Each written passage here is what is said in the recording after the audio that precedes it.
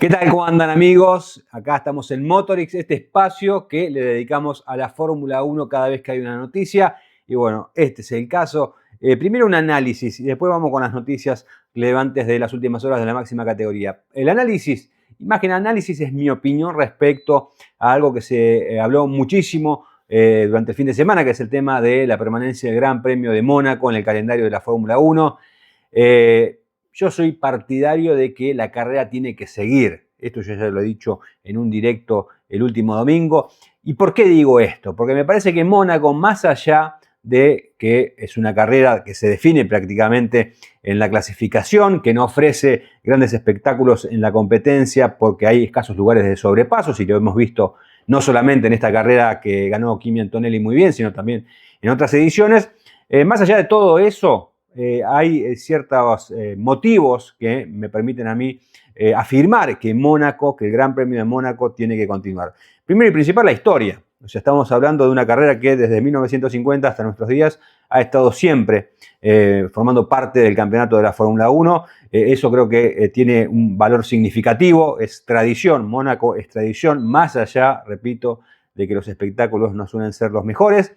Es tradición por un lado. Después también está la exigencia propia del circuito, o sea, es un circuito callejero, un circuito que está rodeado de guardrails y que no permite errores. Lisa y llanamente, los pilotos tienen que ir lo más rápido posible y no se tienen que equivocar. De alguna manera es una exigencia esa para el piloto, también por supuesto para los equipos. Y después, ganar en Mónaco, justamente por todo esto, tiene un significado mucho más especial que ganar en cualquier otra prueba. Yo creo que si no estuviese Mónaco en el calendario de la Fórmula 1, el estatus de escena de leyenda, no sé si sería tan grande, ¿no? Porque convengamos que Ayrton Senna tiene una gran cantidad de éxitos en la categoría, sus 3 títulos por supuesto, pero mucho justamente de lo que nosotros sabemos de Ayrton Senna y del respeto que se ha ganado, lo ha logrado justamente en las calles de Montecarlo. Y digo Senna como puedo decir también otros pilotos, por caso Graham Hill, que también ganó muchas carreras. Y el hecho de que el Gran Premio de Mónaco sea considerado como parte de la Triple Corona, junto a las 500 millas de Indianápolis y las 24 horas de Le Mans, nos da la pauta, ¿no?, de la relevancia que tiene Mónaco para el automovilismo y especialmente para la Fórmula 1. En los últimos días, bueno, ha habido comentarios de todo tipo.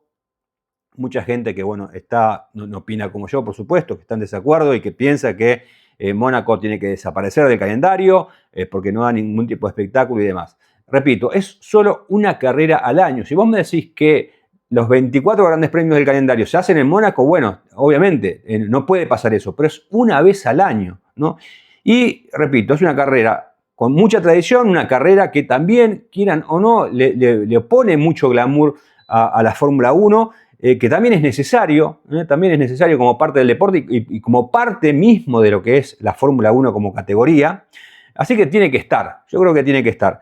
Posiblemente haya que hacer algunos cambios en el formato de competencia, probablemente como para que haya también un espectáculo un poco más entretenido. Pero me parece que eso de pedir que Mónaco esté fuera del calendario, que no se corra más ahí, a mi modo de ver, es de una persona que no sabe la relevancia que tiene el Gran Premio de Mónaco en el contexto del automovilismo mundial. Para mí es una persona que recién ahora empezó a ver Fórmula 1, que le gustan las carreras sprint, que le gusta que la acción sea en muy poca cantidad de vueltas, que probablemente ni siquiera se banque todo un gran premio, ¿no?, de los 300 kilómetros y a veces 2 horas de carrera. Pero bueno, es parte del automovilismo y hay algunas cuestiones que no tienen que eliminarse del automovilismo, porque si no deja de ser un deporte, ¿no?, o una especie de deporte, porque también convengamos que es un gran negocio que mueve millones y millones de dólares, ¿no? Pero bueno, es mi opinión respecto a este Gran Premio de Mónaco. Yo banco el Gran Premio de Mónaco. El Gran Premio de Mónaco no se toca y tiene que permanecer, por supuesto, en el calendario de la Fórmula 1. No tenés por qué opinar como opino yo y para eso tenés los comentarios, así que te leo en los comentarios qué opinás acerca de mi postura y bueno, eventualmente si no opinás como yo, me gustaría saber por qué a tu modo de ver el Gran Premio de Mónaco no tiene que estar en el calendario de la Fórmula 1. Pasamos ahora a otro tema relevante y que esto también es fresquito desde las últimas horas y tiene que ver con el reglamento técnico de la Fórmula 1 para el futuro, para 2027 y para 2028. Como sabrán, a partir de esta temporada, de este campeonato 2026, la Fórmula 1 hizo un cambio de reglamento bastante considerable, ¿no? Todo un reset, se podría decir, desde el aspecto técnico, que tiene relevancia tanto en los autos, ¿no? Ahora un menor tamaño, incluso con aerodinámica activa, y también en las unidades de potencia, conformadas por un motor a combustión y un motor eléctrico. En principio era un 50 y 50, ¿no? La potencia venía 50% del motor de combustión y 50% de la parte eléctrica. Bueno, como sabrán, en las primeras carreras esto hizo muchísimo ruido, se quejaron los pilotos, se quejaron los fanáticos, por supuesto. Bueno, y todo eso hizo que hoy por hoy la Fórmula 1 estuviese retocando un poco el reglamento y ahora la injerencia de la parte eléctrica es un poquito menor, ¿no? Pero bueno, eso no quita que la FIA y propio también la categoría esté buscando nuevas alternativas, que por una cuestión sencilla, no se puede modificar el aspecto técnico de los autos de un día para el otro, sino en la Fórmula 1 se hace con cierto tiempo de antelación. Bueno, ya están pensando en lo que va a ser el 2027. Y lo relevante acá era que en un principio parecía que no estaban tanto de acuerdo con eso de que el motor de combustión tenga más relevancia que la parte eléctrica, principalmente de la gente de Audi, porque bueno, de hecho Audi, una de las condiciones que puso para entrar a la Fórmula 1 era justamente ese, que la parte eléctrica, teniendo en cuenta que ellos venden autos eléctricos, tenga mayor relevancia. Al igual que otros constructores, ¿no? Propio como Mercedes o incluso Ferrari. Saben que Ferrari ya tiene su auto eléctrico, que la Ferrari Luce. Pero bueno, más allá de eso, lo que se acordó, y acá está el punto, se acordaron todas las partes, la FIA, la FOM, que es Formula One Management, y todos los equipos y constructores de motores, que va a haber un cambio en 2027 y también en 2028. ¿Cómo va a ser la Fórmula 1 de 2027? Bueno, en principio el reparto de potencia va a ser un 58% va a venir del motor de combustión y el 42% restante de la parte eléctrica. La potencia del motor térmico va a ascender a 571 caballos, actualmente es de 544 caballos, y el flujo del combustible más un 5%. Y lo más relevante va a venir en 2028 cuando el motor de combustión, la potencia que provenga del motor de combustión, sea de un 60% en toda la unidad de potencia y el otro 40% restante va a venir de la parte eléctrica. La potencia del motor térmico en 2028 va a subir de 571, que va a haber en 2027, a 612 caballos, mientras que el flujo de combustible va a ser más del 13%. Así que son cambios creo que muy oportunos, va a haber que esperar, pero bueno, al menos en las últimas carreras uno mucho no ha hablado del tema de superclipping, si levantan acá, si levantan allá, cómo son los sobrepasos. Eso vamos a ver, esperemos que no suceda más, ¿no? Y que las carreras sean entretenidas y que uno realmente no tenga en cuenta eso. Pero no es lindo que el piloto no tenga que ir a fondo, ¿no? Justamente para no penalizar, ¿no? Eso creo que es el punto relevante de todo esto. Y este tercer punto tiene que ver con el pedido de revisión del resultado que hizo el equipo Alpine disconforme por las sanciones que recibió Pierre Gasly el último domingo. Lo recordamos, tanto Pierre Gasly como Franco Colapinto, George Russell, Lewis Hamilton y Oscar Piastri fueron penalizados con 5 segundos por exceso de velocidad en la calle de boxes al momento de pasar por ese sector. O sea, como sabrán, Pierre Gasly terminó tercero en esa carrera, con los 10 segundos de recargo pasó al séptimo lugar y bueno, lo que mantiene en vilo a la Fórmula 1 es qué va a pasar con el resultado de esa carrera, si Isaac Hadjar va a permanecer en el tercer lugar o eventualmente va a estar en esa posición Pierre Gasly. La velocidad, en este caso particular del Gran Premio de Mónaco, es de 60 km por hora, habitualmente es de 80 km por hora, y en el caso de Gasly pasó a 60,1 km por hora la primera vez y a 60,4 la segunda vez. Bueno, Alpine por supuesto entiende que no hubo una infracción, ¿no? Y que todo pasa por cómo se midió la velocidad. ¿Por qué digo esto? Porque bueno, los autos de Fórmula 1 tienen dispositivos que permiten justamente evitar que el piloto se pase, se activa un botón, la velocidad queda limitada, en este caso a 60 km por hora, y es inevitable que no te vas a equivocar ahí, más que nada cuando vos sos previsor, como dice que fue Gasly, al momento de ingresar al pit stop, un ratito antes apretó ese botón para no penalizar. ¿Cuál fue el tema? Es que en el caso de Gasly, que cometió 2 infracciones, por lo tanto tuvo 2 penalizaciones de 5 segundos cada una, cortó un poco la calle de boxes al momento de ingresar y al salir de ahí.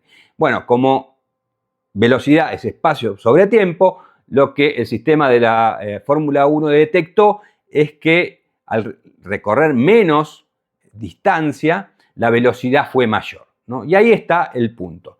El día jueves por la mañana, la Federación Internacional de Automóvil hizo caso de ese pedido de revisión que aceptó. ¿Por qué? Porque se encontraron pruebas nuevas. Ahora esas pruebas nuevas que aportó, por supuesto, Alpine tienen que ser revisadas, ¿no? Y después se sabrá qué pasa con el resultado final de esta competencia. Abro un pequeño paréntesis. En la Fórmula 1, en los reglamentos, está explícito que puede haber un pedido de revisión de resultado. Pero para hacer ese pedido de revisión, uno tiene que suministrar nuevas pruebas que los comisarios deportivos al momento de aplicar la sanción no tenían en cuenta, ¿no? Como Alpine en este caso encontró esas pruebas, por eso la FIA acepta el pedido de revisión.